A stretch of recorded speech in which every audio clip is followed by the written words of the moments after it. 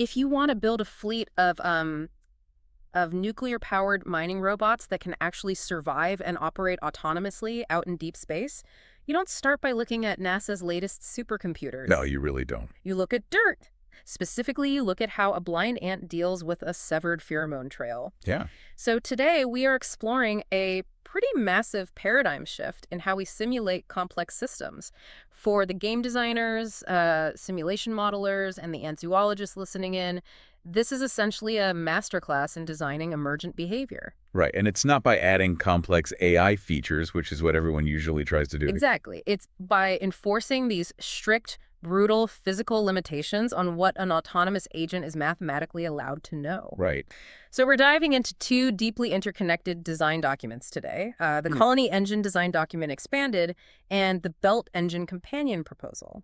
And these documents, they really flip the foundational logic of system architecture right on its head. Because we're so conditioned to build simulations, whether it's an economic model, an RTS game, or a swarm robotics test bed around a unified global state. A central ground truth. Exactly. A truth that every entity can instantly query. Yeah. But the architects of the colony and belt engines, they realized that omniscient, instantaneous access to data is, well, it's a computational crutch. It is. It actively prevents true autonomous resilience. So let's ground this in something our systems designers are probably intimately familiar with, right? The fog of war in real-time strategy games. Oh, yeah. Like StarCraft or Supreme Commander. Right, exactly. Yeah. Usually, the fog of war hides the enemy from you, the player. But your internal network, your own units, they're perfectly synchronized. Always. If a Zergling attacks your base on the completely other side of the map, your central UI instantly flashes red. Right. A Boolean flag flips from false to true in the global state array. Yeah, and your entire empire immediately reacts to it. The colony engine looks at that instantaneous data propagation and essentially says, well, that violates the laws of physics. Right. They enforce the fog of war on the colony's internal network, which is wild. It is.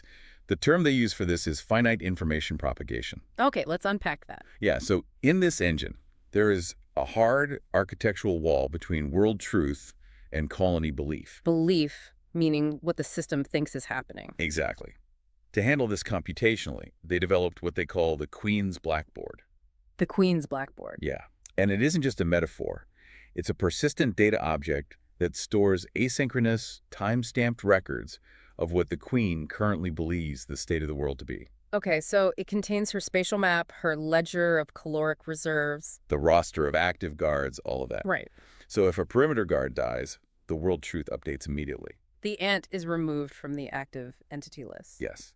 But the Queen's Blackboard does not update. Because there's no TCP handshake happening over a wireless network. No. The only way that state change registers on the blackboard is if a surviving scout physically traverses the voxel grid, returns to the Queen's coordinates, and physically dumps its local memory buffer into the central repository. You've got it. Which means, if I kill that scout while it's in transit, the update is permanently lost. Oh, wow. Yeah. The Queen's Blackboard still holds the time-stamped belief that the perimeter guard is alive and well. See, from a simulation modeling perspective, the implications there are massive. We spend so much time trying to program AI to make, mistakes so it feels organic. Right. Fuzzy logic and all that. Yeah, but here, the engine doesn't fake anything. If you observe a battalion of simulated ants marching out to defend a tunnel that collapsed an hour ago... Or foraging at a food source that's already been depleted. Right. You aren't watching a bug in the pathfinding algorithm. You are watching perfectly accurate, optimal execution based on stale data. Exactly. It's working perfectly. The latency of their reinforcement loop is entirely dictated by the physical geometry of their environment. That creates such a brilliant strategic asymmetry. Like, you could instantiate two colonies with identical genetic stats, identical unit counts, and just run them against each other. Yep. But if one colony dug deep, narrow, highly defensible tunnels, their physical communication latency increases. Right, because their data packets, the courier ants, take longer to traverse the network. So they are literally trading information bandwidth for physical security. They are. And that trade-off is managed through three highly distinct signaling channels. Right, the communication protocol. Yeah, each mathematically mapped to biological ant behaviors. The developers were really adamant that these channels remain computationally distinct because their economic costs and decay functions operate on entirely different scales. Okay, so let's break those down. So the first channel is couriers. This is your address communication. In networking terms, I look at couriers as point-to-point packet routing, but without any guaranteed delivery mechanism. Right. Yeah. It's essentially a UDP packet with legs. That is exactly what it is. The message is rich. Maybe it's a multivariable array detailing food quality, threat vectors, specific coordinates, but it's incredibly lossy. Because if the carrier dies, the packet drops. The packet drops. Yeah. And economically, it costs the colony 1 unit of labor for the duration of the entire round trip. Exactly. Now compare that to the second channel, which is pheromones. Right. Pheromones are a broadcast mechanism. They're anonymous, they don't tie up a worker's labor once they're deposited, and they utilize stigmergy. Stigmergy, meaning the environment itself acts as the computational medium. Right. In the engine, pheromones aren't just, graphic overlays. They are floating point values written directly into the metadata of the voxel grid. Oh, wow.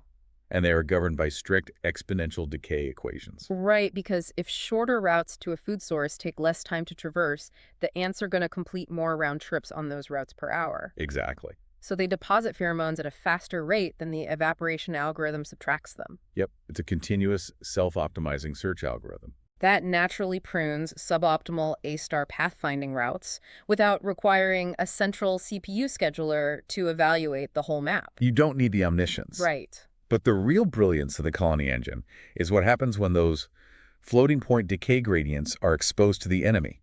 Because they're just sitting there in the environment. Right. Pheromones are environmental variables, which means they are universally readable. In the intelligence layer of this simulation, rival colonies can parse those matrices. Wait, really? So they can read the enemy's trails? Yes. A pheromone trail isn't just a simple binary flag denoting, like, Team A or Team B. It's a compositional chemical signature. Okay, so deducing that signature becomes a cryptanalysis problem. Right. But with physical stakes. If an enemy scout wants to reverse engineer the hash of your colony's chemical signature, it has to physically sample the floating point values along your trails. Exactly. It has to expose itself to your guard patrols, basically walking your logistics routes to gather enough data points to deduce the compositional makeup through elimination. Intelligence gathering is priced in risk. That is so cool. It gets better. Once a rival gathers enough of that compositional signature, the simulation unlocks chemical forgery. Oh my gosh. Yeah, they could weaponize the Queen's blackboard against itself. This is actually modeled after the real-world biological phenomenon of the circular mill. The circular mill. Yeah, you see it often in army ants. An attacker who has cracked your signature can lay a forged, closed loop of high-density pheromones directly across your primary forging corridor. The army ant death spiral. Yep. Because the forged trail perfectly matches the expected hash on the defending ant's local sensory arrays, their logic gates just accept the forged path as the optimal route. They follow the loop. And because ants continuously deposit their own pheromones while following a trail, they reinforce the forged loop themselves. Right, they trap their own reinforcement waves in an endless recursive death spiral until their stamina values hit 0 and they literally die of exhaustion. It's an inducible logic bomb. Exactly. But there's a defense. To counter it, defending colonies can allocate resources to evolve the third navigational mechanic. Okay, what's that? Path integration, or dead reckoning. Ah, right? The engine borrows this from the cataglyphous desert ants. Computationally, every time the ant moves, the engine performs real-time vector addition. So it's updating a running Cartesian vector pointing directly back to the colony's origin coordinates. Exactly. So it's constantly calculating its net displacement. So even if a trail goes cold, or if it gets caught in one of those forged circular mills, the internal math eventually throws an exception. Right. The ant's local memory registers, I have accumulated 50 meters of travel distance over the last 100 ticks, but my net displacement vector from the nest origin has not changed by a single unit. It recognizes the recursive loop. And it flushes its current pathfinding cache, defaulting to the straight line home vector to escape. Yeah. And the depth of the simulation, it extends to the physical combat as well. Oh, right, the combat frontage. Yeah, the engine tracks combat frontage. In a standard strategy game, collision meshes often clip. Or you have, multiple units attacking a single target simultaneously, regardless of spatial constraints. Because they just sort of overlap on the screen. Exactly. But in this voxel framework, physical space restricts throughput. So if you're fighting in a one-block wide tunnel, and two defending ants bond into a specific defensive posture, they basically take up a single volumetric block, Right. which means the attacking ant is forced to engage two stat blocks simultaneously.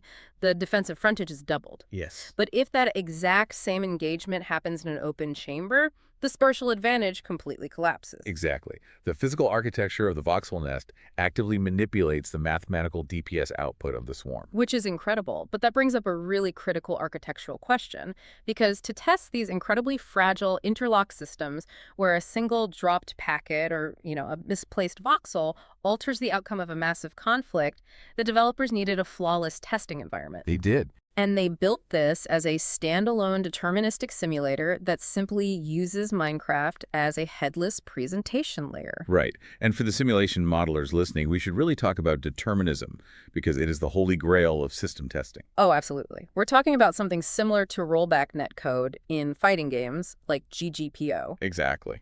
You can't just use standard Minecraft logic because the client-server architecture has, variable tick rates and forced chunk loading limits. Right. You can't run time backwards. So the Colony engine is entirely decoupled from that. Yeah. It maintains a strictly ordered log of input events. Yep. If you feed the engine the same initial random seed and the exact same event log, it will produce the identical state matrix tick for tick millions of frames later. So you can scrub back and forth through a live swarm simulation exactly like scrubbing a timeline in video editing software. Right. But doing that introduces a massive computational bottleneck. It was famously documented by earlier projects as the 20-ant wall. The 20-ant wall, right. Yeah, because if you attempt to run standard A-star pathfinding algorithms, calculating the heuristic cost of every single voxel movement for every individual insect, the CPU load scales exponentially. Yeah, it crashes the simulation. Exactly. Uh, The Colony engine bypasses this through an incredibly elegant virtualization mechanic.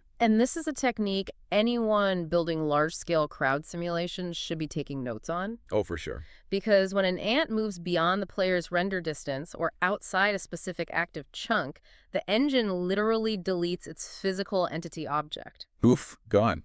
It replaces the discrete agent with a statistical Markov chain residing on the queen's blackboard. Right. So an active forager navigating a complex tunnel becomes a background mathematical equation. It just yields X units of food per Y ticks with a Z probability of intercepting a threat. Exactly. The engine only allocates expensive pathfinding compute to unexplored terrain or active combat zones. Right. For established routes, it promotes heavily trafficked pheromone gradients into permanent, highly optimized waypoint graphs. So it's a dynamic allocation of computational resources driven entirely by the simulated biological behavior. Yes. Okay, here's where the scope of this project pivots dynamically. I mean, dramatically. Right. Because up to this point, we have this flawlessly optimized, mathematically rigorous ant colony simulator.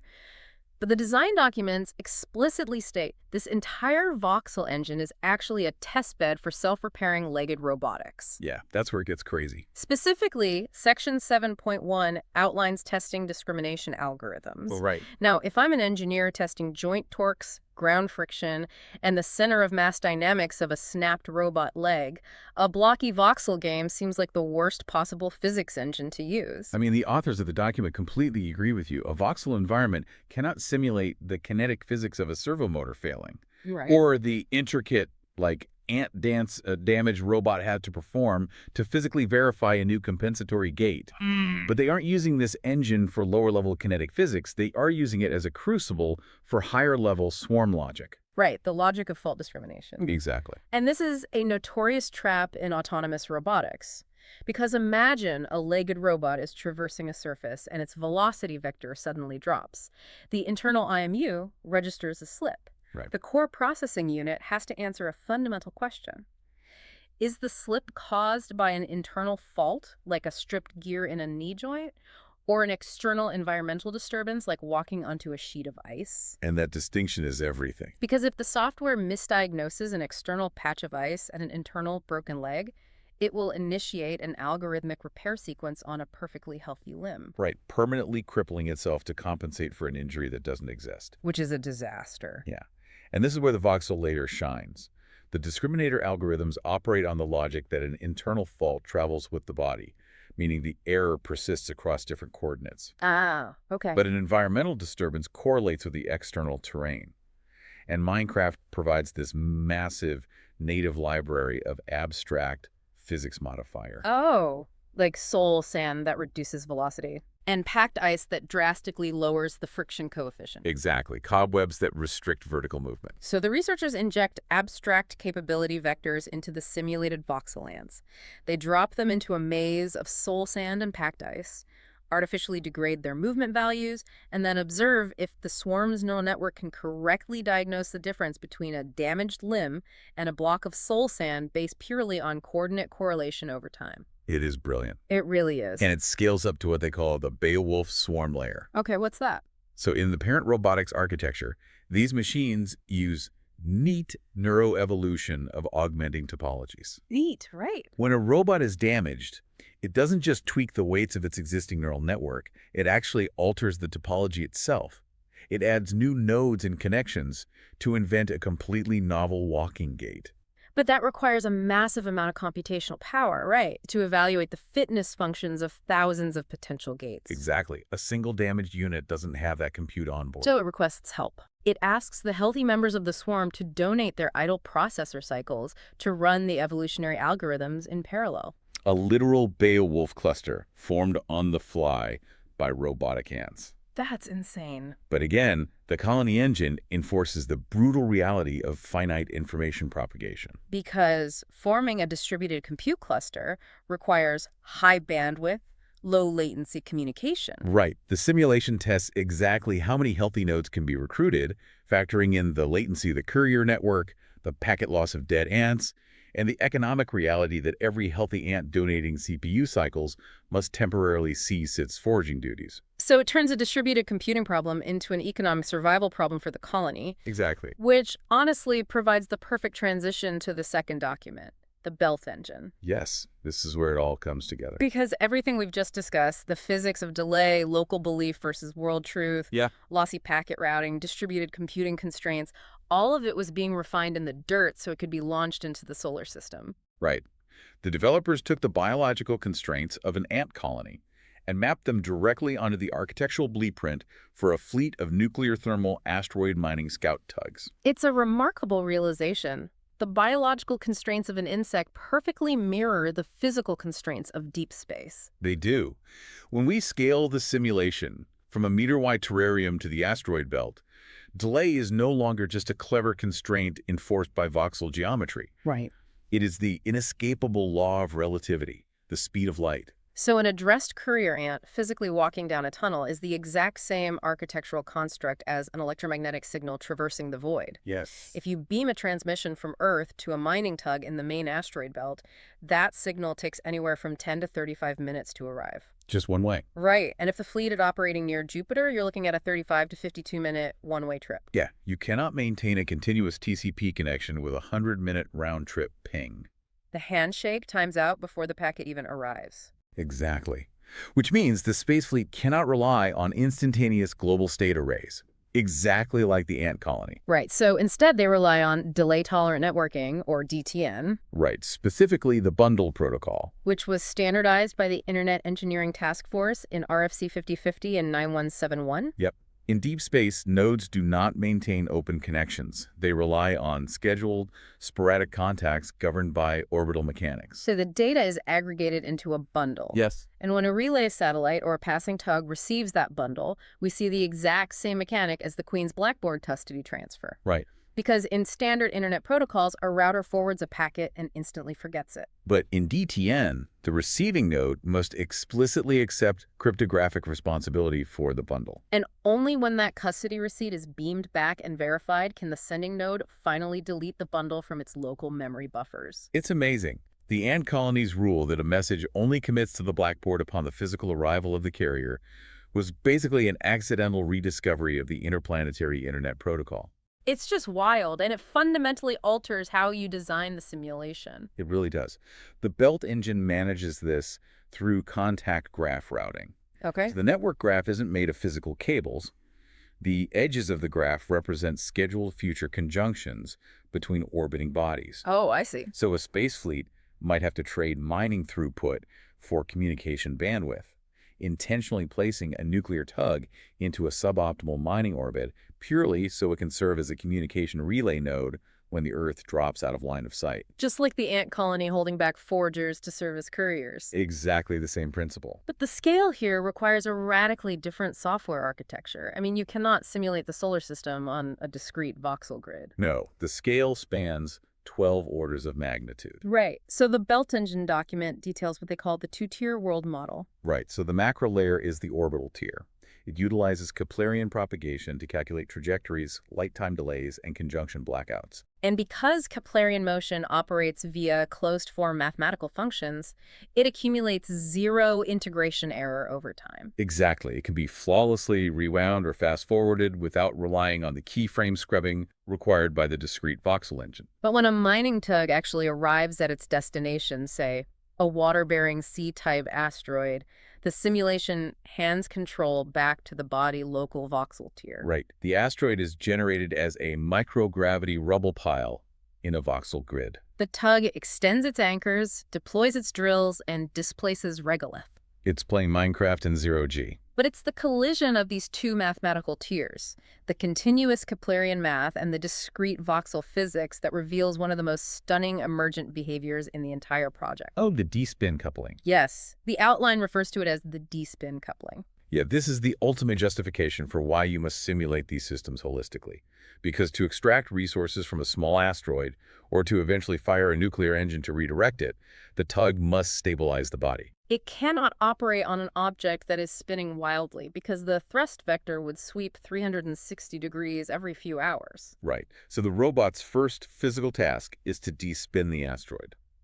But the robot is anchored to the surface of a rotating body. Yes. Which means its line-of-sight communication window with Earth, the exact contact schedule fed into its contact graph routing tables before it launched, is entirely dictated by the asteroid's angular momentum. Yes. So the moment the robot fires its thrusters and successfully begins reducing the rotational speed of the asteroid, it alters the length of its own communication window.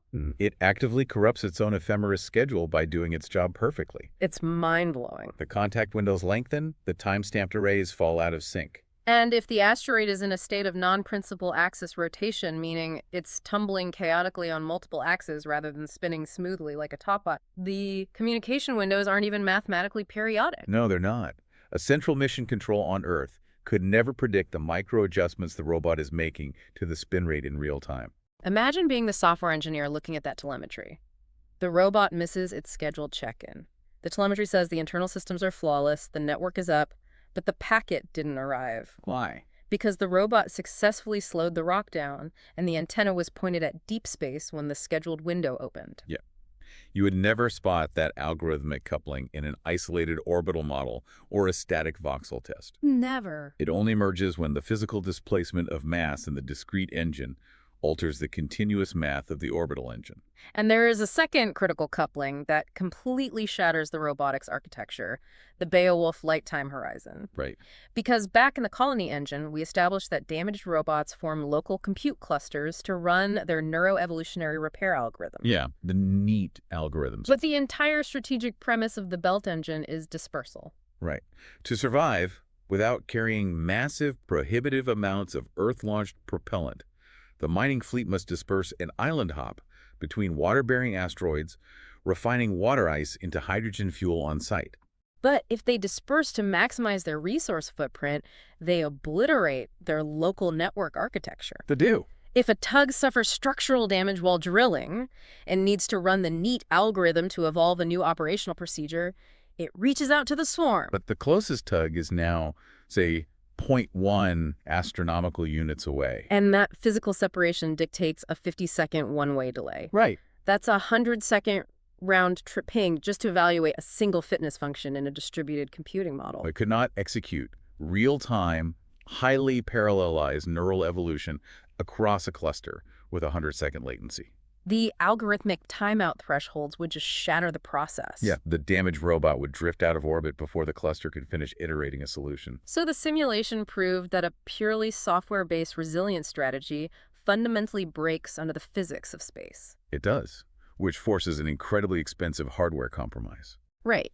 If you want the fleet to disperse and harvest enough fuel to survive, every single tug must be equipped with a drastically heavier, vastly more powerful onboard processor so it can run its own neural evolution matrices locally without relying on the Beowulf swarm. But a heavier processor draws more power and adds mass. Exactly. That requires a larger nuclear reactor, which changes the thermal constraints, which alters the specific impulse of the thrusters, completely rewriting the logistical viability of the entire mining operation. The speed of light literally dictates the physical dimensions of the nuclear reactor on the ship. It's incredible, and this forces us into the final realization detailed in the documents, the triage inversion. Yeah, the triage inverse. For all the brilliance of utilizing biological systems as a blueprint, this is the exact mathematical threshold where the biomimicry breaks down. It is. In the ant simulation, triage operates on a ruthless biological economy. Right. If a worker ant sustains damage that reduces its caloric gathering efficiency below its own metabolic upkeep cost, the colony abandons it. It is cheaper for the queen to lay an egg and provision a new larva than to support a degraded unit. Exactly. But in the belt engine, the cost of replacement completely upends that math. Because replacing a lost nuclear mining tug requires a heavy lift launch from Earth. Hundreds of millions of dollars and years of transit time. Yeah, you cannot just hatch a new nuclear reactor. The triage curve inverts mathematically. It does. The justified investment in recovering a damaged unit in space is astronomically higher than in a biological system. Right. And this inversion is what economically justifies the massive computational overhead of the neat algorithms and the self-repairing robotics. Because in space, graceful degradation, allowing a machine to dynamically rewrite its own software to operate at, say, 60% capacity with a shattered drilling arm, is infinitely more valuable than waiting 3 years for a pristine replacement. But the developers aren't just trusting the math blindly here. They are rigorously validating these simulations against real flight telemetry. Yeah, the Belt Engine document explicitly cites the OSIRIS-REx mission to the asteroid Bennu. Oh, yeah.